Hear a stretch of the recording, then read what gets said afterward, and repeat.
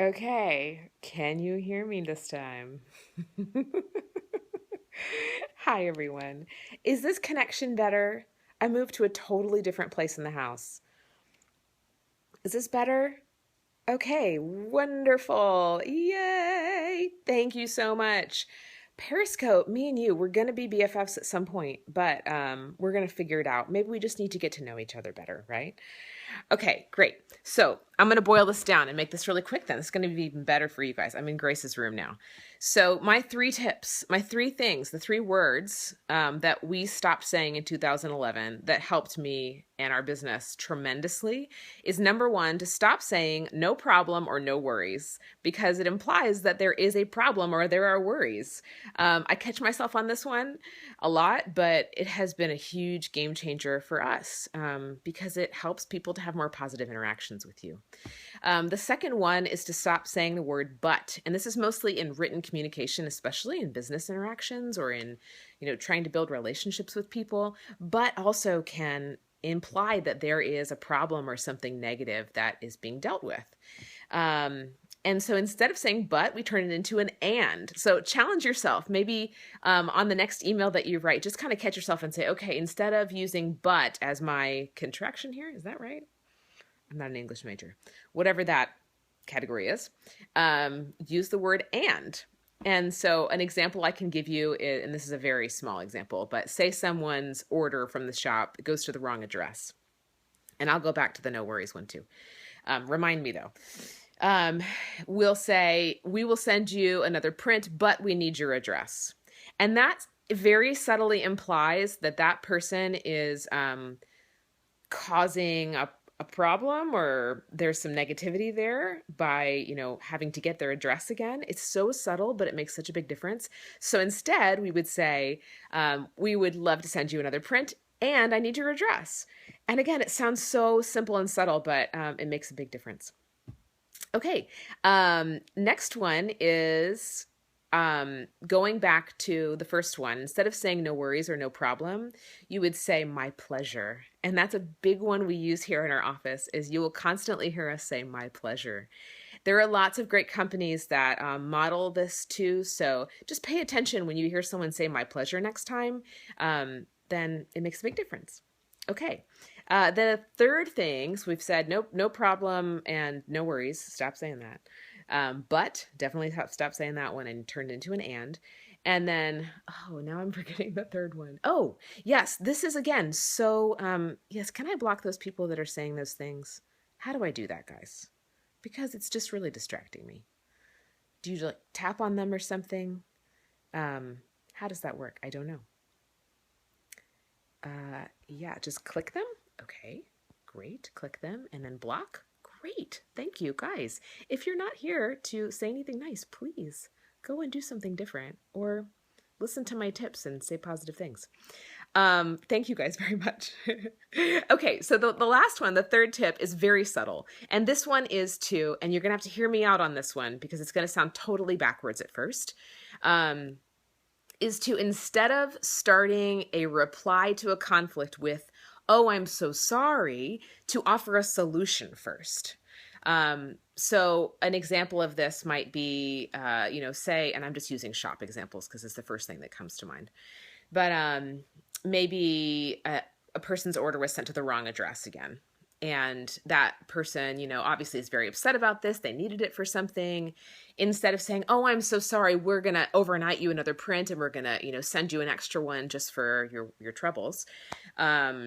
I would offer the solution first, because that's immediately what they want to see. Is they want to see that you're taking care of them, and then that you're remorseful, of course. And I think offering a solution implies the remorse and implies the apology too. So again, that's very subtle, but if you put yourself in those shoes, then it is really what you want to hear from a company first, and even in personal interactions. So I think the reverse of that, we would say, instead of I'm so sorry, we're gonna send you another print overnight, is, oh, absolutely, we will be sending you another print overnight. We are so sorry for that. This has caused a challenge for you. How can we make this better? Whatever it is. So It's just a very subtle thing, but it makes a huge difference. So that's my 3 words that you should stop saying, or 3 pairs of words, is to stop saying no problem and no worries and change that into my pleasure. Stop saying the word but or writing the word but and turn it into an and. And then the last one is, instead of offering an I'm sorry or an apology right off the bat, is to offer a solution right off the bat and to have them taken care of right off the bat. Yeah, so I hope that helps. Those things have been huge for us. And they apply to phone conversations too. Absolutely, to phone conversations too. The words my pleasure go a long way rather than no worries or no problem. It just sounds too casual too. Okay, other things I was going to talk about. Inadequacy. Guys, has anybody been feeling this lately? Is it just me? I have caught myself many times feeling the pangs of comparison or inadequacy or like I'm not enough. So can I get some amens on that one? And there is a solution to this, and that's why I wanted to get on here and talk about it. And I also want to say too, I am so pumped by the community over competition movement that has happened. This has been something that I have preached and taught for a long time, and man, it is just so good to see people embracing this and actually doing something about it. If you, for some reason, missed Caitlin James talking about this at Pursuit 31, I don't know if there's a replay available, but it was awesome. So I would just really encourage you to listen to her thoughts and message on this. In particular, she just really got to the core of how you actually do embrace people and embrace your competition. It was awesome. So in a minute, I'm going to grab, actually, I'm going to do it right now. I hope I don't lose my signal on this. And I didn't prepare ahead of time. We're going to do this real quick because I have a phone call in a few minutes too. Okay. So this was, I guess, 2.5 years ago now. Gosh, it seems like it was just yesterday that I was in this room, actually. I'm going to turn this around. You guys are going to see. This used to be my office. This is Grace's room now. No, I did not buy her that sailboat. That was in my office. But all the animals are Grace's now. And I love these prints up there too. And I love, love, love this cotton wreath. I'm so getting off topic, but this cotton wreath is something that Nancy Ray gave me. I love it. And here's a bunch of lovely photographs that, again, this used to be my office, but I left them in here because Grace loves them and they're good reminders. Lots of good books. And lots of beautiful pictures from my amazing friend, Gina, who I think is listening right now. I love you, Gina, so much. And Emily March. So many good ones, guys. And this, I gotta say, I'm sort of proud of this one. This was an iPhone photo. And the only reason it's awesome is because of the girl in the picture and this quilt. Oh, it's just so cute. And I love that man right there so very much. Anyway, so there's your tour of Grace's room / my old office.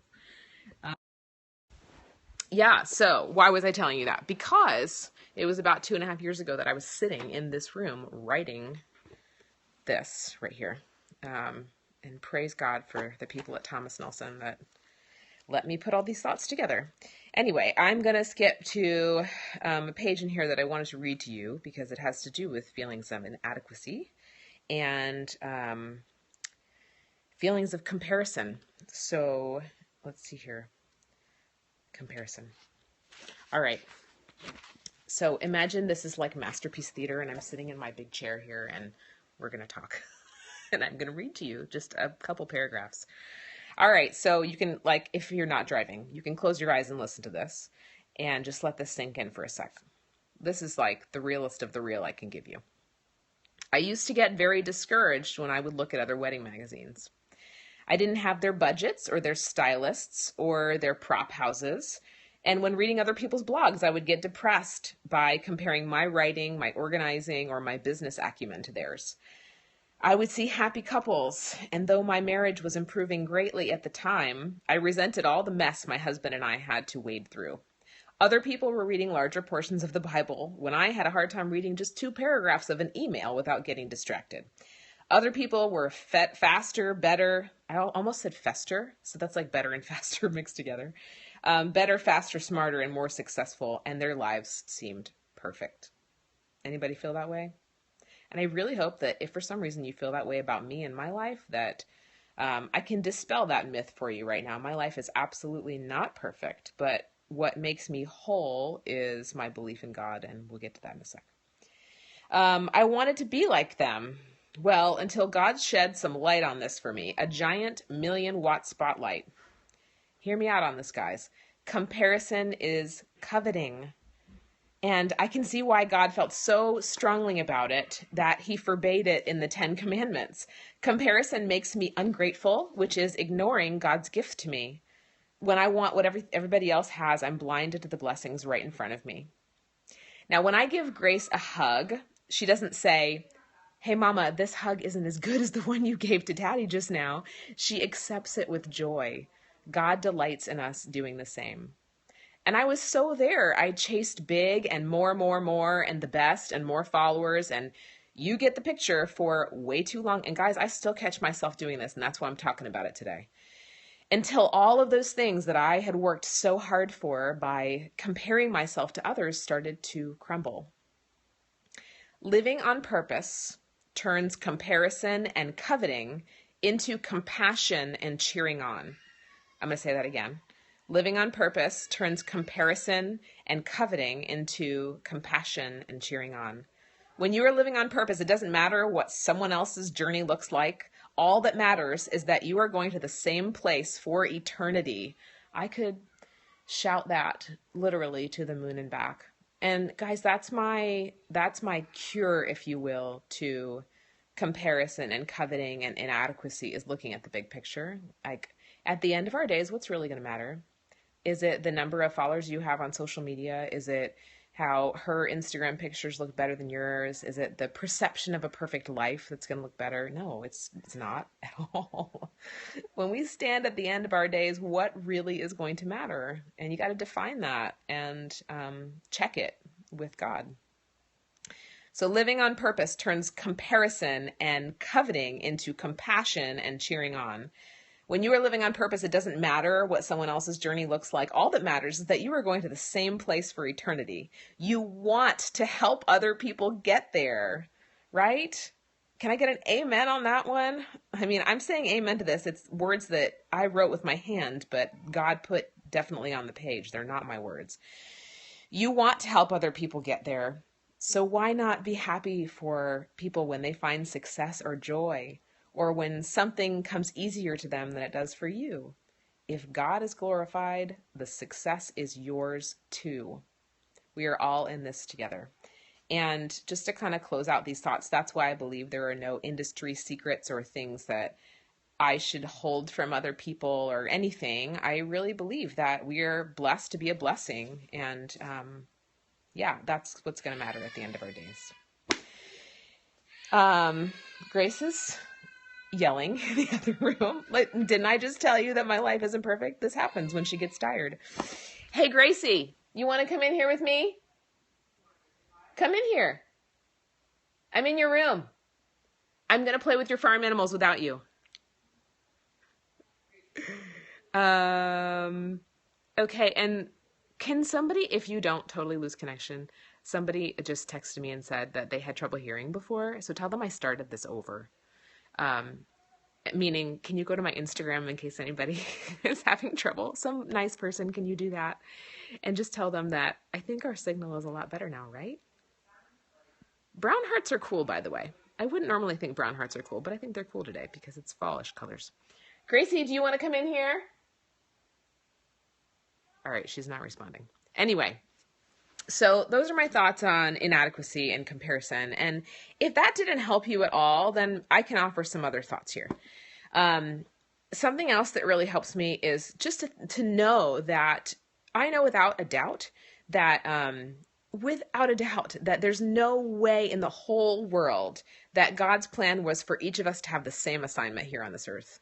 There's just no way. We were all created with totally different fingerprints, like different freckles, all the stuff is totally different.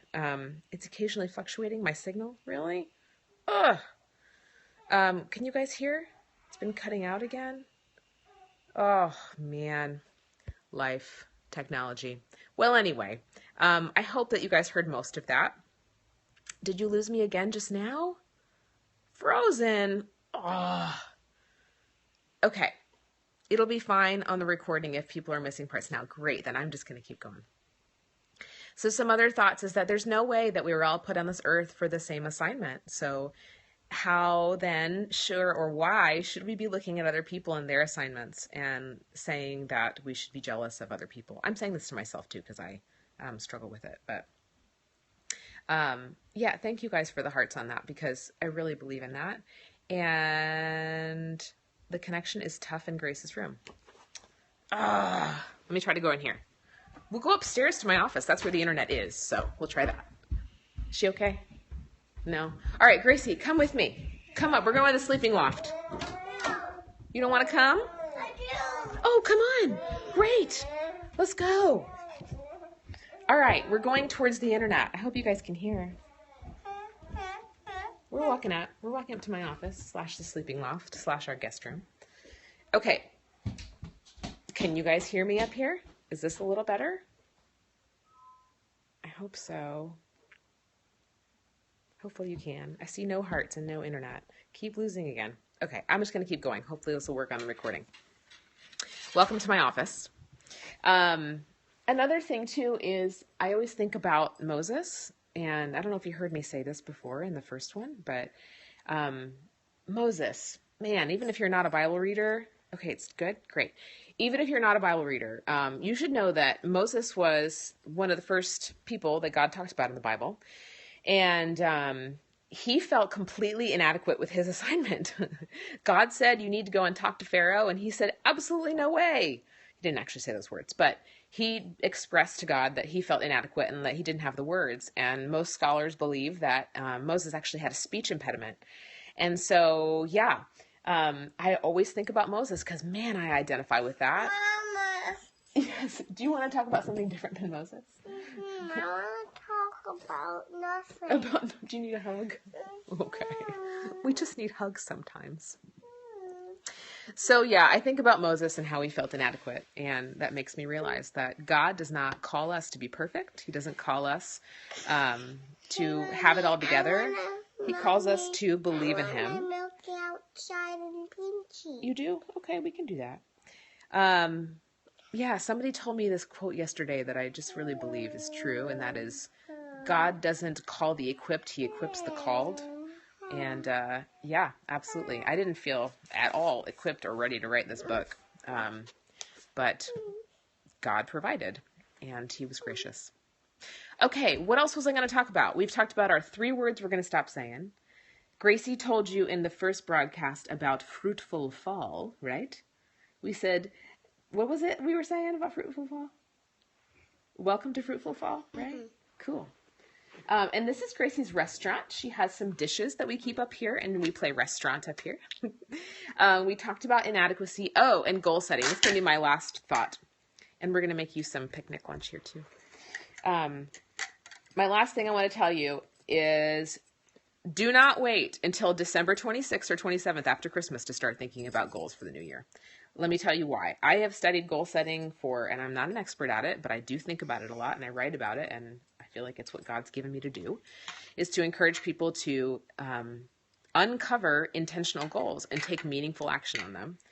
Don't wait until that crunch time, that short, 4 days between Christmas and the New Year to start thinking about your goals for the year. You will completely shortchange yourself. And that to me is like microwaving a plate of sticky buns rather than cooking them in the oven at a slow, good temperature. If you microwave those goals, they're going to come out pretty soggy. But if you cook them at the right temperature with the right ingredients and you savor them, then they come out really good. And doesn't that sound good right now? Yum.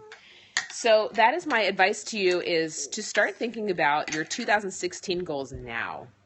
And to actually take the month of December. That's what I'm going to do this year, and I'm going to walk you guys through that too with the power sheets, is to take the month of December as your goal uncovering month. And I'm really looking forward to that because it's going to be a month of... Okay, cool. May I have some? It's going to be a month of digging into what matters rather than focusing on the hustle and bustle of the holidays. So, yes, ma'am. Sorry, Grace has something to say, and then we're going to close this out. Yes. What are we making in our store here? Let's see here. Let's see here. 1, One, yes. 2. And what is it that we're trying to sell here? Are you selling me a pie? 3, 4. She's so creative. I love it. All right. I think I've gotten to everything, and if I didn't, we'll do this again. So, does anybody have any questions or any thoughts? Mommy, it cost $5. $5 for a pie? That sounds wonderful. May I have one? But Mommy, we don't have the sayings to make a real pie, so I guess we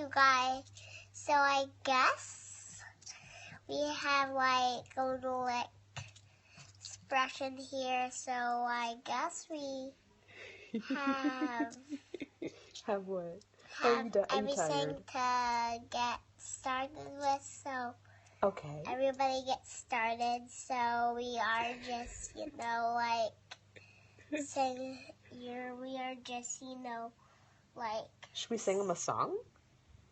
so we are Joe next, like, happy for you guys, and we just have, like, a little stuff for you guys, and She's so sleepy. we hope, please, I love you, Gracie. thank you guys. Yeah, we thank you guys. Absolutely. For doing stuff with us. Yeah, for doing stuff with us. Did you eat some lunch? Do you want some food, Sweet Pea? I did eat some lunch. Okay. So, Somebody asked about, can you talk about goal setting with a baby coming? Yes, I will talk about that. In fact, I'm going to make that a whole nother Periscope because I have lots of thoughts on using the power sheets during that time too and setting goals during that time and how that's worked for me. So I'll wait on that if that's okay with you. But somebody asked before about offering a solution. Hold on one second, sweetie.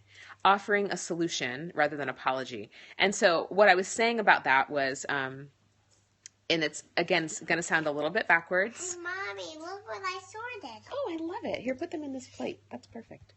But hear me out on that. Mommy. And that is to, in your communication, maybe it's with a customer, if you've messed up on something or there's an error with something, rather than first saying, I'm sorry, and then offering a solution in your reply email, is to offer the solution first. So in other words, rather than saying, oh, I'm so sorry, we messed up on that, we're going to send you another print, it is, we're going to overnight you another print and offer the solution first. It seems so subtle, but it is so helpful for people immediately to know that they are taken care of, and it implies, of course, that you are sorry about that.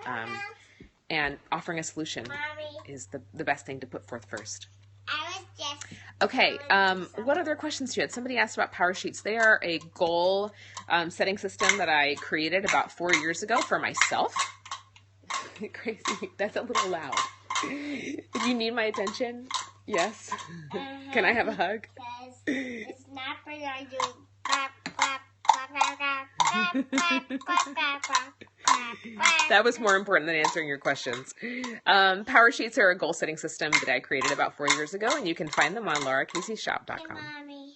All right, guys, I think that's it because we're going to go play with cups here. So does anybody else have any questions? Thanks for joining me, and sorry about that.